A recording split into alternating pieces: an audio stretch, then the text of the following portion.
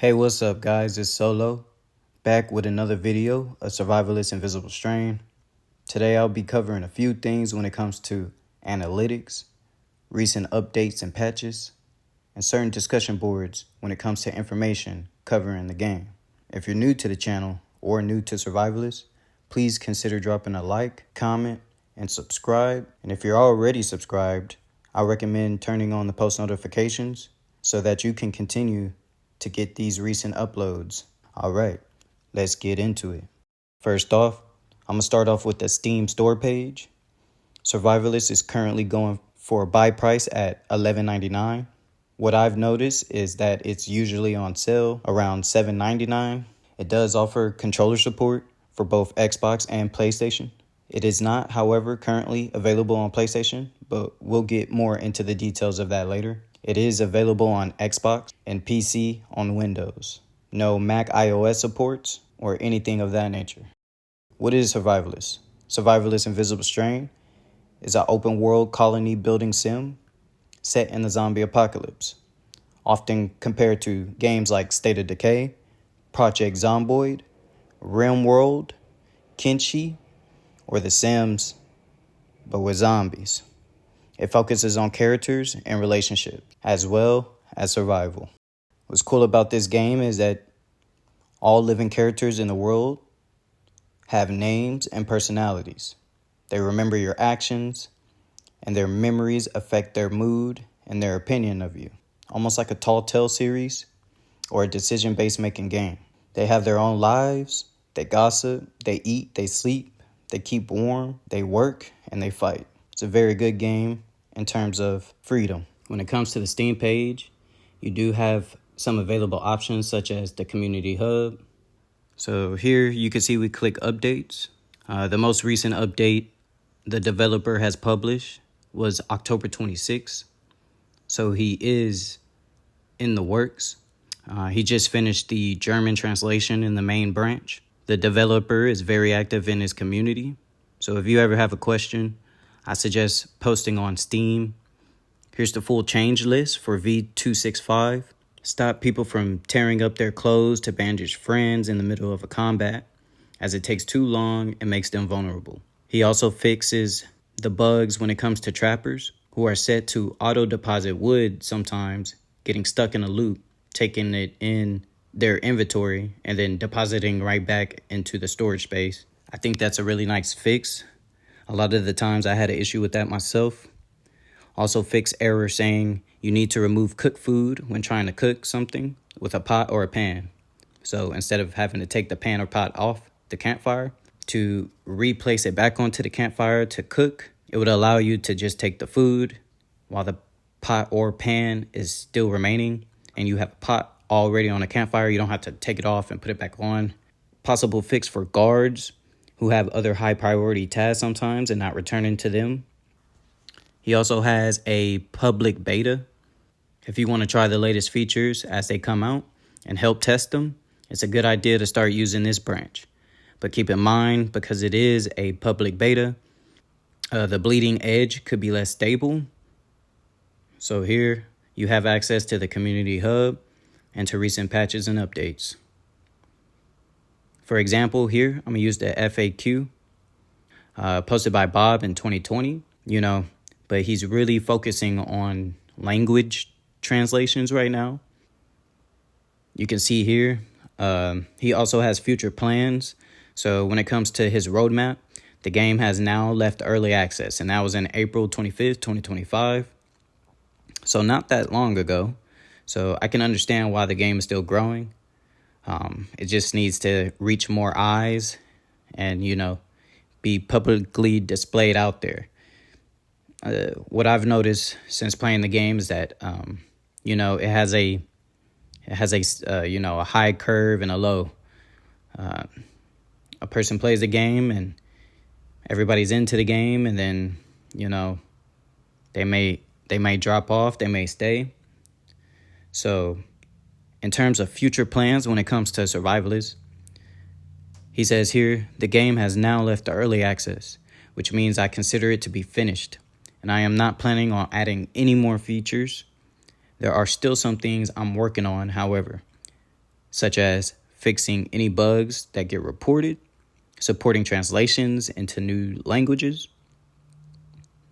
and maybe some difficulty balancing in story mode, as the feedback from a lot of new players was that it was too difficult to be a good introduction to the game when it launched.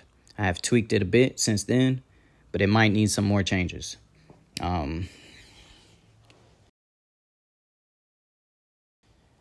To each his own. I personally, disagree with this. I think the game is actually too easy, which is why a lot of players fall off. But then again, if it's too difficult, a lot of players might fall off too because they don't want to get through the learning curve. So that is a hard decision to make. I see it as such. If you make the base game, friendly to casual players, and then give the option to more hardcore extremist players, if possible, if the engine allows it. Now here you can see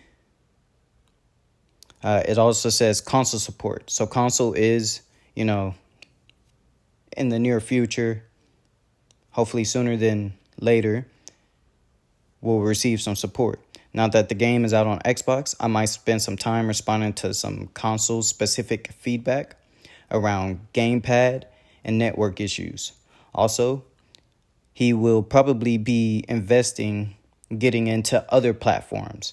So for the PlayStation players out there on console, I'm a hardcore PlayStation fan myself. I have generations of PlayStations, so that's very exciting to me.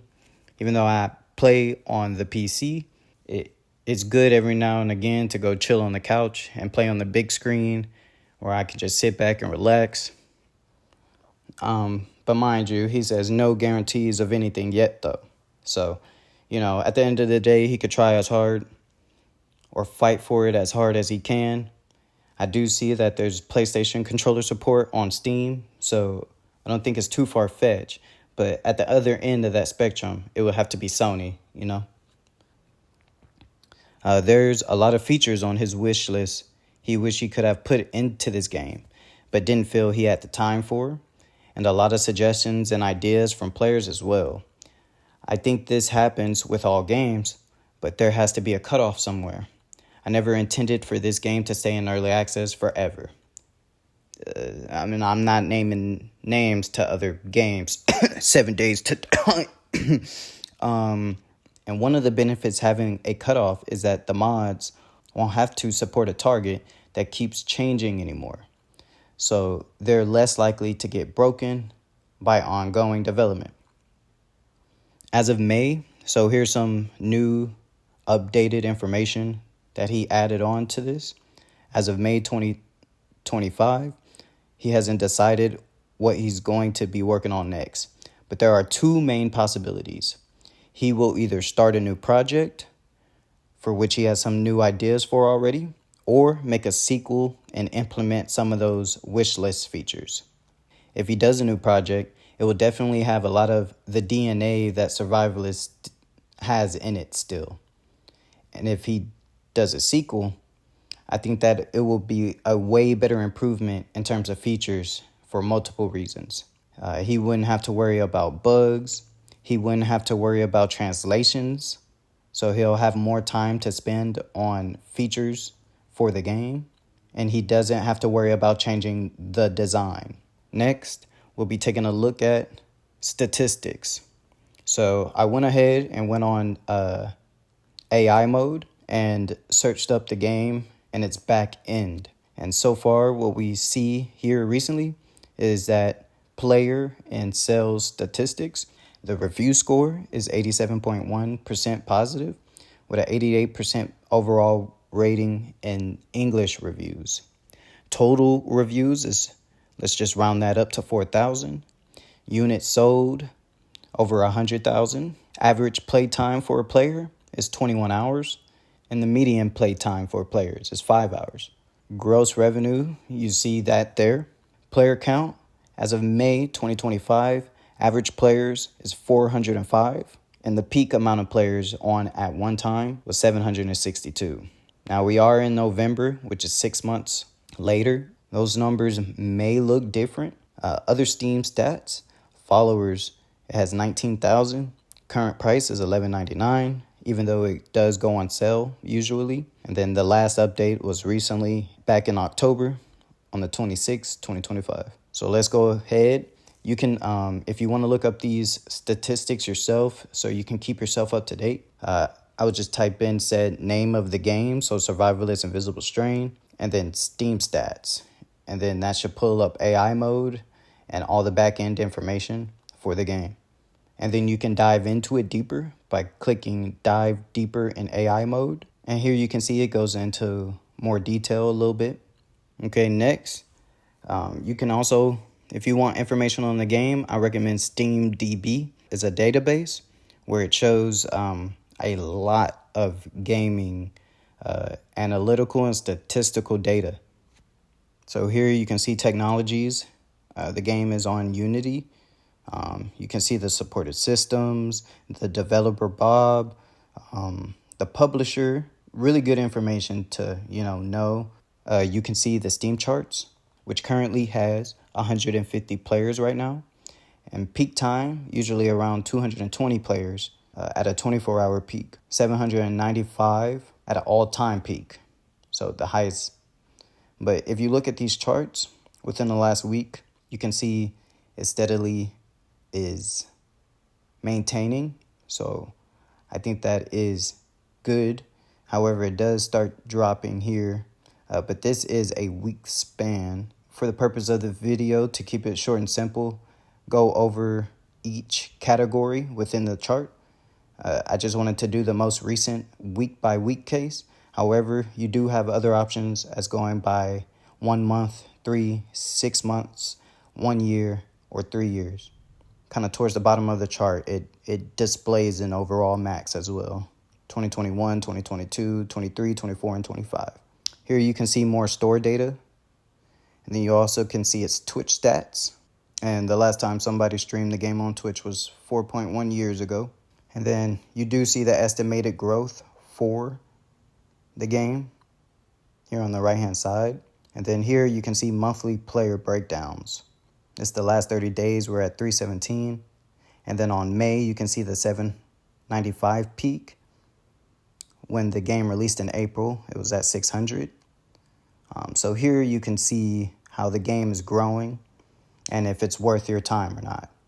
However, the developer did say that he is working on, maybe a sequel to the game and/or a new project that has a lot of elements from Survivalist. He also wants to make it to where you can go in and out of buildings. So when you enter a building, you actually are in the building.